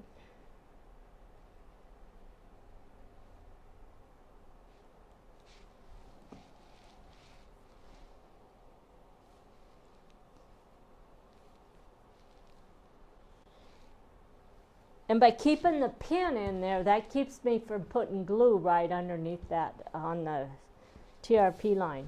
Okay. Another thing I want to mention about this, because I get a lot of questions, like people will send emails to us. Sometimes we cut those pieces with what's called a T-template, and they're exactly the right size, and you have to match the edges and the TRP lines on it for everything to fit correctly. And sometimes we're able to do it as where it's long, where it has extra space on it, and in those cases it should be called a template. So I just want you guys to realize you may have different situations from one pattern to the next.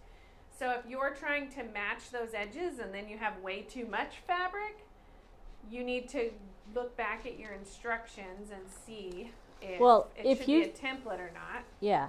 If you look at the paper here, there's a dashed line around there that's your template. That's your finished size. Right. Okay, so if you have excess on both ends, that means it's just going to hang over and you're not trying to fit it in there, because we still have to trim the whole thing. So when we're making a template for your veins, normally it's going to lay over, but when we're doing a T-template, then it has to match up with a trimmed unit. And so there's two different ways. When we do the curved piecing, you'll see what we're talking about there. And we try and do most of them now with some excess. Yeah. But every once in a while we don't have that situation. But just so people understand that sometimes people do it and then they're like, oh, well, last time I did it this way and this time I'm doing it this way. So yeah, just remember, every time you drive to town, you can go a different way. And there's different approaches on how we do things as we work through all of the different instructions. So, and sometimes we find that one way is better than the other, and if we do that, then sometimes later on when we run out of foundation papers, we'll actually go in there and update those instructions. So sometimes you pick up a pattern and you see older techniques, and sometimes you pick up a pattern and it's a newer technique. And it's just, everything changes. It's just like your software. It's just a continued process of improving what we're doing. All right?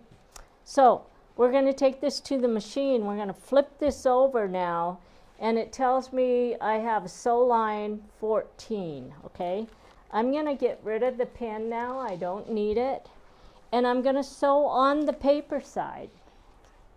So we're going to start right here along the edge, and we're going to start sewing on line 14. And I'm just going to lift my paper just a little bit, and I run my hand on this side and then lift this side, and the feed dogs will pull all that ruffled fabric right into place underneath.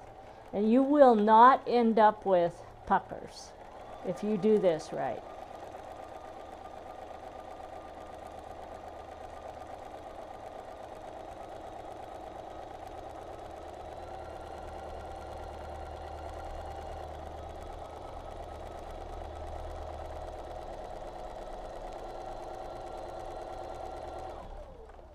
Okay, we're to the end, and now we're going to go to the iron and we're going to press the seam like that. First of all, I'm going to grab my acorn starch pin, and I can put it on the back side of the stitch seam. So I'm running it right along the stitches. There, or I can actually take it and fold it like this and run it along this side. It really doesn't matter. You do not have to do both sides of it, just one or the other, just so that you get that starch right along those threads. Okay, so now I'm going to press this.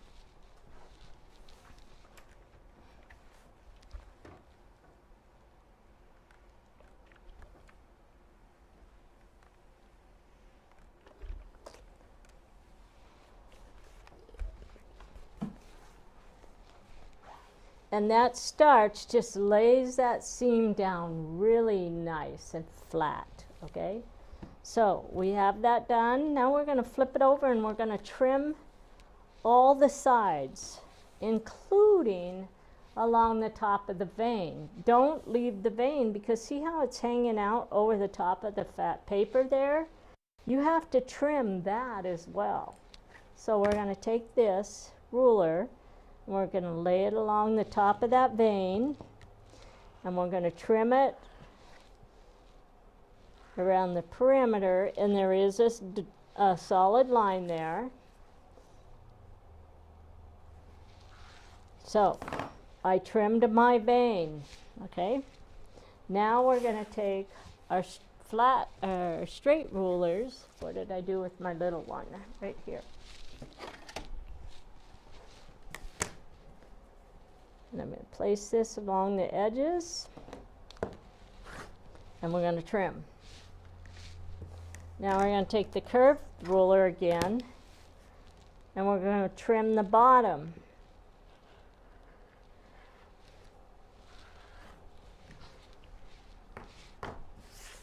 And now we're going to take the straight ruler and we're going to trim the sides.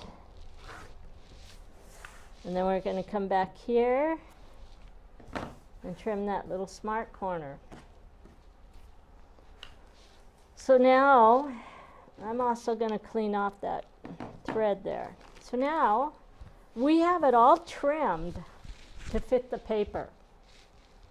But if we actually lift this back, see all of this junk underneath here? We want to get rid of that.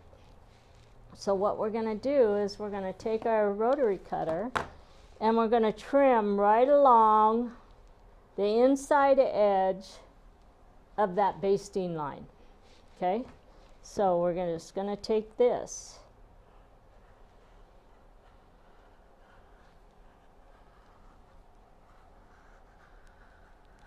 And then we pull this off, and there it is. So what would happen if I trimmed that off first? I would not have, my vein would be too big. So you have to trim the perimeter of your unit before you get rid of this fabric under there. So that way you're trimming your vein. And now I have my piece, and when I flip it over, look, I have a nice 1/4 inch seam allowance there.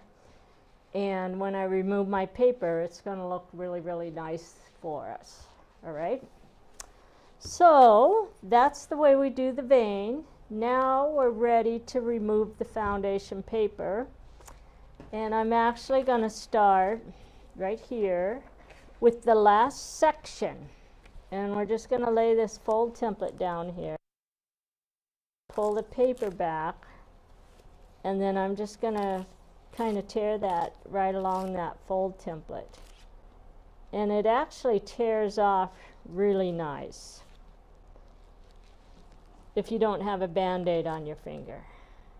All right, so now we're going to, and I'm going to grab my purple thing because I can take this.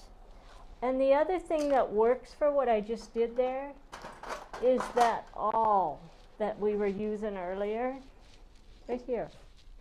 This works really good for getting underneath there too, along those edges. And we're going to just take this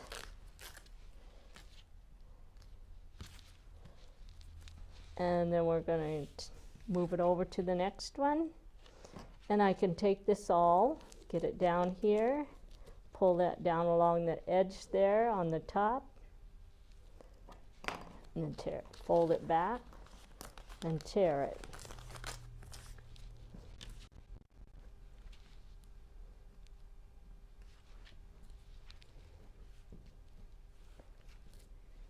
And then we're going to do that again. Just get that.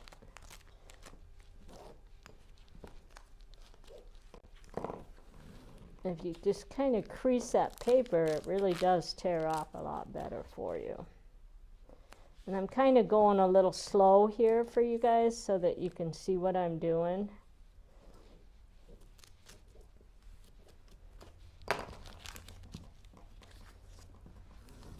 Just Gonna crease that.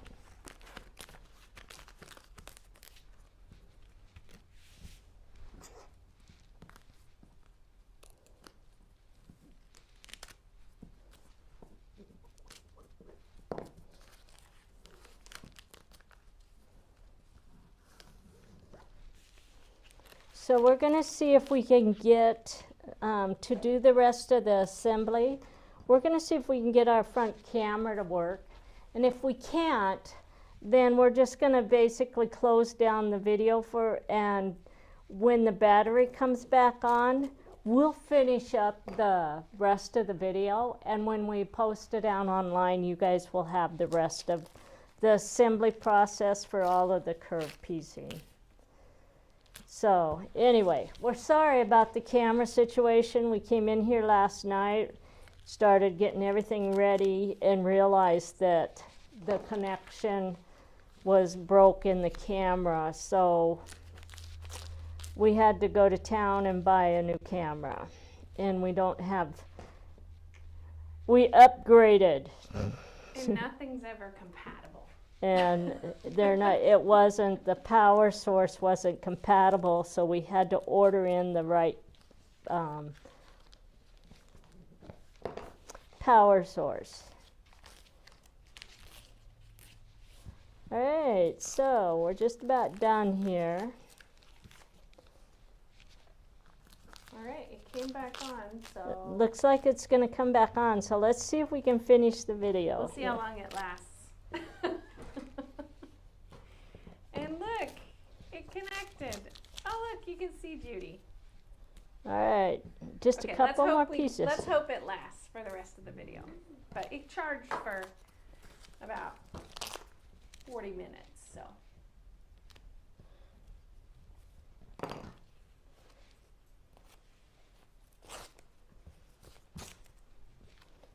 All right, so then that's my last piece there to pull off. So let's get rid of all of this stuff.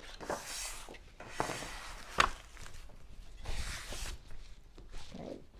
And we're going to get rid of just a little bit more paper in the seam allowance.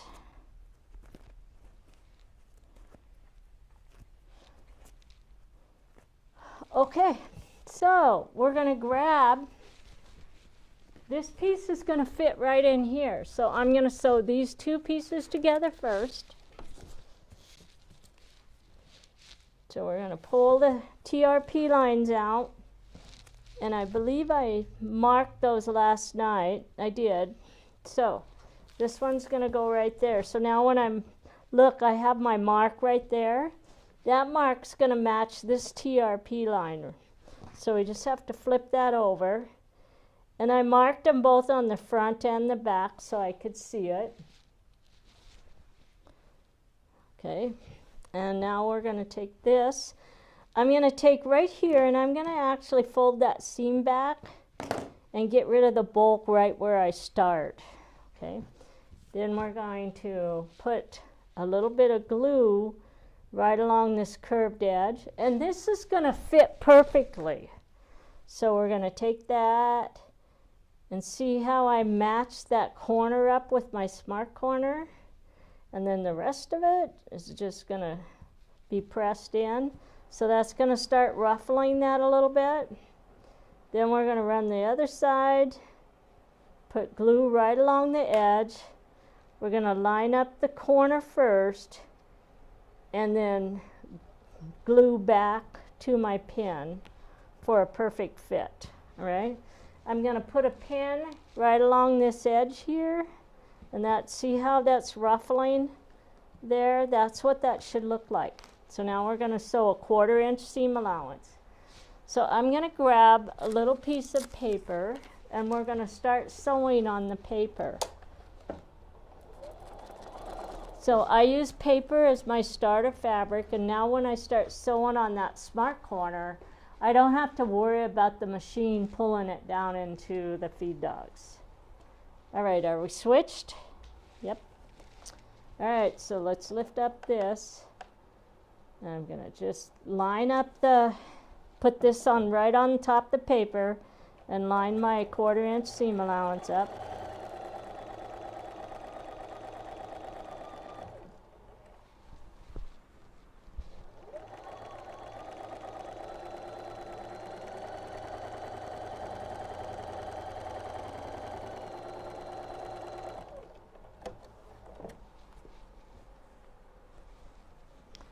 And when I open it up, let's get rid of that, cut the thread at the end.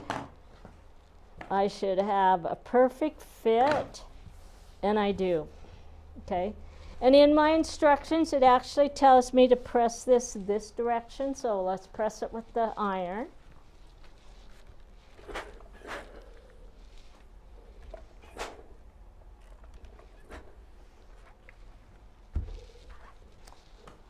And I used my steam iron there, and it flattened it really nice. I didn't have to have the starch pin.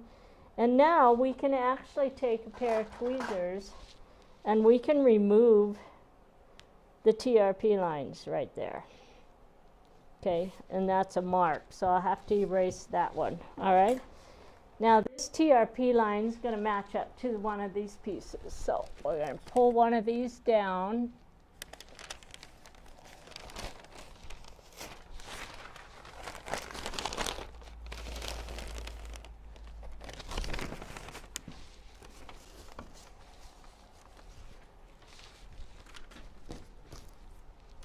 And that piece is going to match up right there. So I don't have to measure it. I know exactly where it's going to match because I had those TRPs. And then we're going to take this and fold it back right on that line and line it up. And then open it up, and we're going to put a pin there to hold it. Okay. And then I'm going to bring this one over, and I'm going to put a couple pins on this side. Keeps that straight.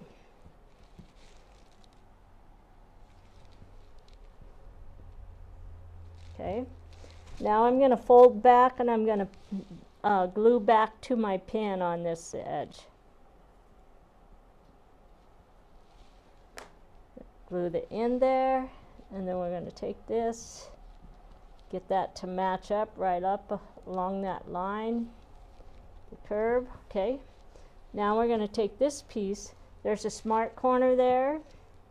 We're going to run the glue right along the edge, and then we're going to put a little bit heavier dose of glue right on the smart corner, and then that matches up perfectly around the corner of the curve. And then we're going to take this, ease it in, and it just fits perfectly there along that edge. I'm going to pull that up and pull that out just a little bit more. Okay, now we're ready to sew this. So I'm going to grab a little piece of paper again. And when you're sewing with this paper, make sure you don't have repositionable glue on it.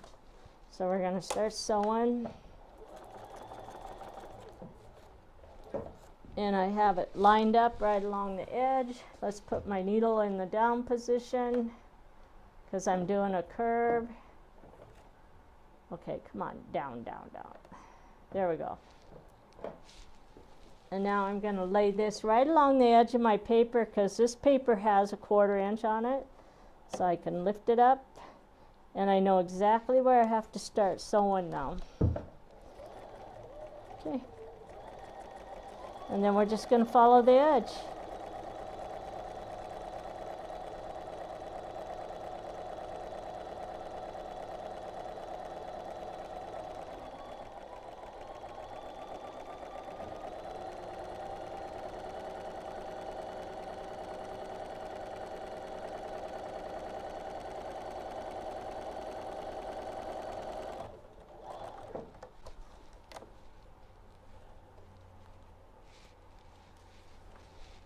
We're going to open it up. You should have a straight edge there, a straight edge along this side. You can tear this paper off, cut the threads. And so let's stop for a second. I'm going to grab some information here. So basically, if you look at this, we're ready to assemble the whole quilt, all right? But before you just start sewing things together, in your instructions, you should have an LP71. And I do believe this came with the very first box with the introduction booklet. Okay? So go back and find that information. And this is how we assemble.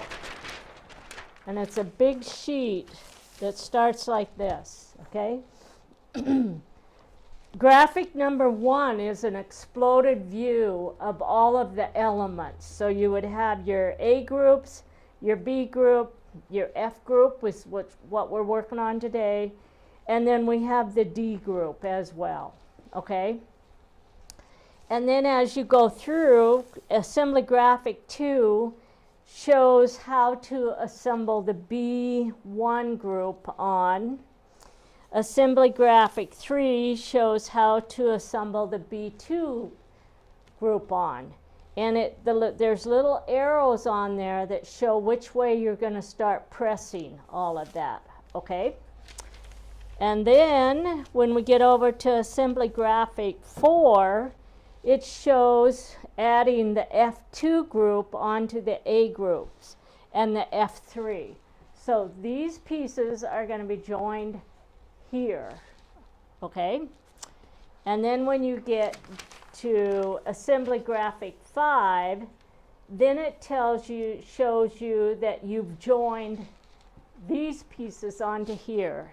So I'm going to have 4 of this group, 4 of this group, and then we'll have that group there.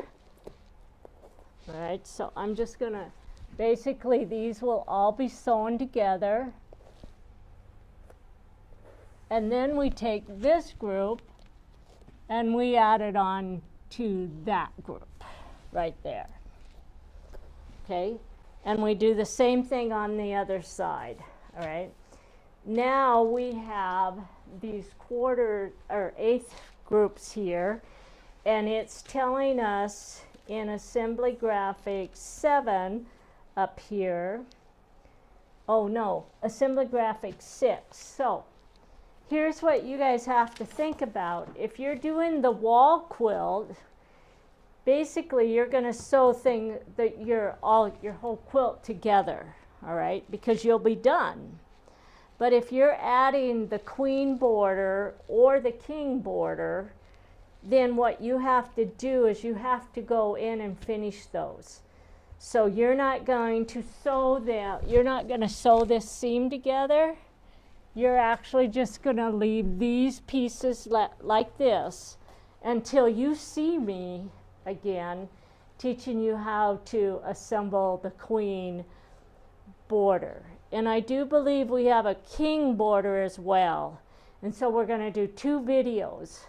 One video is going to be how to assemble the queen, and then the other video is going to be how to assemble the king border, because we gave you guys 2 options, right? Yes. And so where do we come in with the king expansion, that center? It's all going to have to be done as part of that king video. So that one may be a little bit longer. Yeah, I would say we're probably going to have to break that into a couple chunks there. Okay. Right now we have it scheduled for 1, but yeah. So usually these videos are 3 hours. We're running right at 2 right now. So, I mean, it just depends. The king border is probably going to be a lot longer video than the queen border. But anyway, we'll get all of that worked out, Judel. We'll get that information out to you guys. And if we have to do one of them prior to a live video, then we'll take care of that. If we don't, then we can actually maybe... We could also film that D group, or the 240 or 281D. Yeah. We could film that just film it separate and post it. Yeah. We just pre-record it. We don't have to go live on it if we don't want I think that's probably what we'll do. We'll just do a pre-recording on that expansion, and then we'll be able to walk right into the king group. So it's going to depend on which ones whether you're doing a queen or a king quilt as to which border, what video you're going to watch. So I have one quick comment. So when we listed all of the sizes, We did have several of you choose this wall size, and last year I didn't list backing for this size. So if you guys decide that you would like some backing, give us a call and we'll give it to you for the wall size quilt, and we'll just do 25% off on that, which is what we sold the backings for the queen and the king. So if you decide you want backing for this size, give us a call and we will help make that happen and just stick it in the mail. And then otherwise, we're basically done, aren't we? Yeah, we are. I Okay. don't think they need to watch me sew the last two seams on. It is in your instructions there, and it's pretty simple.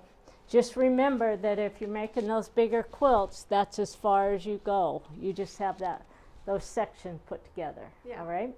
So I don't know how many of you are actually doing the small box as well, but if you're doing the Arizona cactus and you're doing the color stock version, you're going to be really, really happy with how much fabric you get in your kit, because we cut those bigger than they were supposed to be. We cut a lot more fabric for those than they're supposed to be. And I will also note that the A6 fabrics for sure don't have the right label on them, so ignore that label.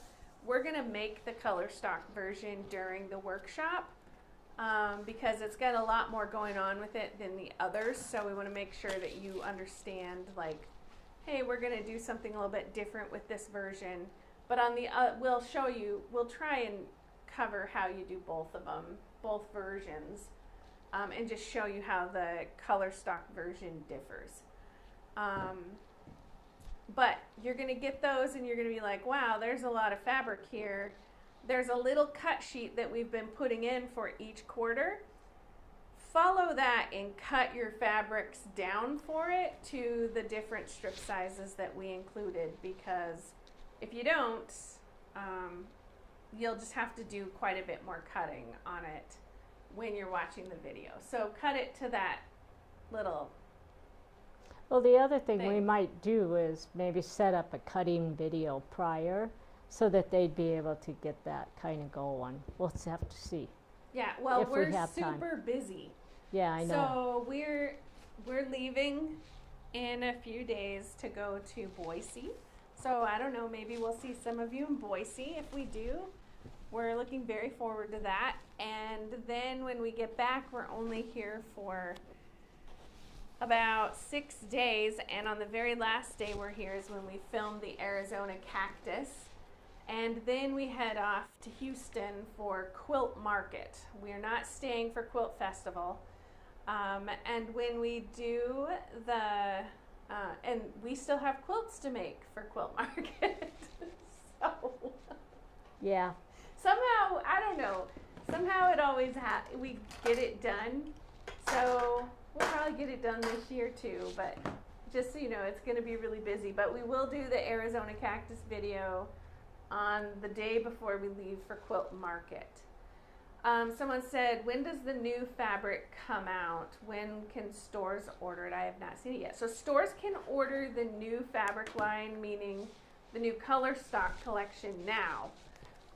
It's listed on the Timeless Treasures website. You can call your rep and ask about it. They have it. I'm assuming that's the new fabric line you're talking about. And we will be showing it at Quilt Market as well. It actually starts shipping in October.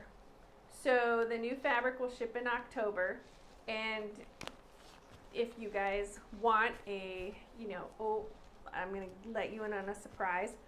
That's going to be the pieces that are included in your box program with a fun little project that will go with them. So you'll get to see each of the new pieces of color stock. And it'll be 10-inch squares of each of the new colors in our next release of it. So once it comes in October, these are basics, remember, so they're going to be around for a while, for a very long time, hopefully. And we're excited because it adds some really amazing like dark prints to the collection, and also some really great pastels across the rainbow. So we have backgrounds that are not just black now. We have them in all of the colors of the rainbow. And we also have some really cool pastels that are in that same pattern stamp print that we showed you today. So, is there any other questions?